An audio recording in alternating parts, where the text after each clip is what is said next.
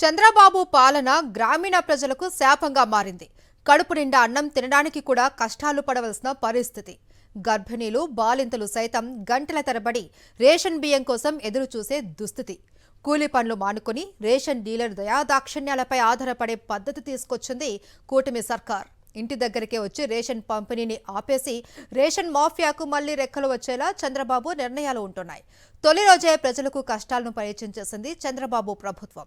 గిరిజన ప్రాంతాలలో అయితే కిలోమీటర్ల మేర నడిచి వెళ్లి బియ్యం కోసం పడుతున్న కష్టాలు చూసేవారిని కన్నీళ్లు పెట్టిస్తున్నాయి. రాష్ట్రంలో 9,260 రేషన్ డోర్ డెలివరీ వాహనాల్ని రద్దు చేసి మళ్లీ రేషన్ డీలర్ల ద్వారా పంపిణీని ప్రారంభించింది ప్రభుత్వం. చంద్రబాబు విధానాలు, నిర్ణయాలు ప్రజల్ని మళ్లీ ఇబ్బందుల్లోకి నెడుతున్నాయి. మళ్లీ బియ్యం మూటల్ని మోసుకుంటూ ఎండల్లో మండిపోతూ కూలీ పనికి వెళ్లకుండా పడిగాపులు కాసే పరిస్థితి వచ్చింది. రేషన్ షాపు వద్దకొచ్చి సరుకులు తీసుకునేందుకు గిరిజనులు, మారుమూల ప్రాంతాల ప్రజలు తీవ్ర ఇబ్బందులు పడుతున్నారు. పాతపట్నం నియోజకవర్గంలోని గొట్టిపల్లి, పెద్దరాజపురం, చిన్నరాజపురం, చీపురుపల్లి, పెద్దగూడ, దిగువగూడ, గ్యాసరగూడి, శివుడి మామిడిగూడ, జిన్నోడుగూడ, బలదగూడ, దబ్బాగూడ గ్రామాలకు చెందిన గిరిజనులు రేషన్ కోసం నానా అవస్థలు పడ్డారు.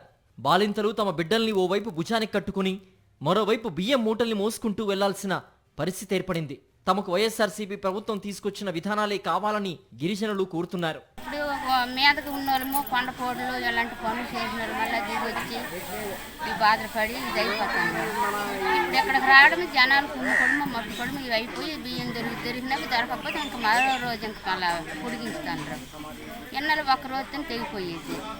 పనులు పోట్లు మానేసి వస్తాను, 2-3 రోజులు తిరుగుతాను బియ్యం. గతంలో ఏదైతే వైసీపీ ప్రభుత్వం ప్రవేశపెట్టిన బియ్యం బళ్ళు ఉన్నాయో వాటి ద్వారా ఇప్పుడు కూడా గిరిజనులకు పంపిణీ చేయాలని కోరుకుంటున్నారు. ఇప్పటికే గతంలో ఏదో విధంగా గిరిజన ప్రాంతాల్లో ఎంతో కొంత మెరుగైన విధంగా ఆలోచన చేసిన గత ప్రభుత్వం ఇప్పుడు ఈ కూటమి ప్రభుత్వం వచ్చాక ఈ సమస్యలన్నీ మళ్ళీ తిరిగి పునరావృతం అవుతున్నాయి. కాబట్టి తక్షణం ఏదైతే ఇప్పుడు మనకి దివ్యాంగులు కానీ, వికలాంగులు కానీ ఏదైతే వాళ్ళ ఇంటికాడ ఒంటరి మహిళలు ఉంటారో ఈ సమస్య చాలా విచిత్రం అయిపోద్ది. కాబట్టి తక్షణమే గతంలో ఏదైతే గత వైసీపీ ప్రభుత్వం ఇది బండి ద్వారా పంపిణీ చేసిందో రేషన్ బియ్యము తిరిగి మరలా ఆ విధంగా ఇది వీళ్ళకి మేలైన విధంగా వీళ్ళకి కొంచెం భద్రతలాగా కొంచెం వాళ్ళకి సౌకర్యంలాగా ఉంటుందనేసి మన గిరిజనులు కోరుతున్నారు. రేషన్ బియ్యం వాహనాలు వైఎస్ జగన్ తీసుకొచ్చిన అద్భుతమైన వ్యవస్థ. అందుకే చంద్రబాబు ఈ వ్యవస్థపై కక్షగట్టారు. ఈ వ్యవస్థ వలన వైఎస్ జగన్ కి మంచి పేరు వచ్చిందని కక్షగట్టి తొలగించారు. అందుకోసం ఏకంగా రేషన్ డెలివరీ వాహనదారులపై మాఫియా ముద్ర వేశారు చంద్రబాబు. గత ఏడాదిగా ఇదే వాహనాలతో రేషన్ పంపిణీ చేశారు. చంద్రబాబు పాలనలోనూ గత ప్రభుత్వంలానే పంపిణీ చేశారు. ఎక్కడా ఎలాంటి తప్పులు జరగలేదు. ప్రజలు ఈ వ్యవస్థ పట్ల పూర్తి సంతృప్తి వ్యక్తం చేశారు. కానీ మళ్లీ రేషన్ మాఫియాకు మేలు చేసేలా కూటమి ప్రభుత్వం పాత పద్ధతిని తీసుకొచ్చింది. దీనిపై మాజీ ముఖ్యమంత్రి వైఎస్ జగన్ తీవ్ర ఆగ్రహం వ్యక్తం చేశారు. చంద్రబాబు, ప్రజల ఇంటికి అందుతున్న సేవలపై మీకెందుకు కక్ష? మళ్లీ పేదలకు రేషన్ కష్టాలు ఎందుకు తెస్తున్నారు? ప్రభుత్వం అంటే మంచి మనసుతో ఆలోచించి ప్రజల అవస్థల్ని తీర్చాలి, కానీ వారిని కష్టపెట్టడం సబబేనా అని వైఎస్ జగన్ ప్రశ్నించారు. ప్రభుత్వ సేవల డోర్ డెలివరీ విధానాన్ని సమాధి చేయడం విజన్ అవుతుందా అని వైఎస్ జగన్ మండిపడ్డారు. వైఎస్ఆర్సీపీ ప్రభుత్వం తీసుకొచ్చిన 9,260 రేషన్ వాహనాలపై ఆధారపడ్డ దాదాపు 20,000 మంది బీసీ, ఎస్సీ, ఎస్టీ, మైనారిటీల పొట్టగొట్టడం, వారి కుటుంబాల్ని రోడ్డున పడేయడం ఎంతవరకు సమంజసం? ఈ ప్రభుత్వానికి మానవత్వం ఉందా అని వైఎస్ జగన్ ఆగ్రహం వ్యక్తం చేశారు.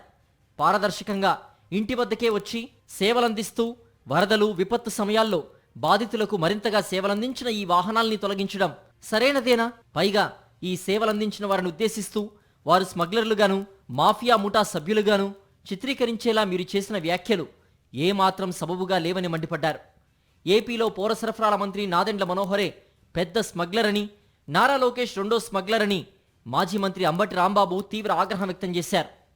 మాది నాటే ప్రభుత్వం, చంద్రబాబు నాయుడుది పీకే ప్రభుత్వం. ఉద్యోగాలు ఇచ్చే ప్రభుత్వం మాది.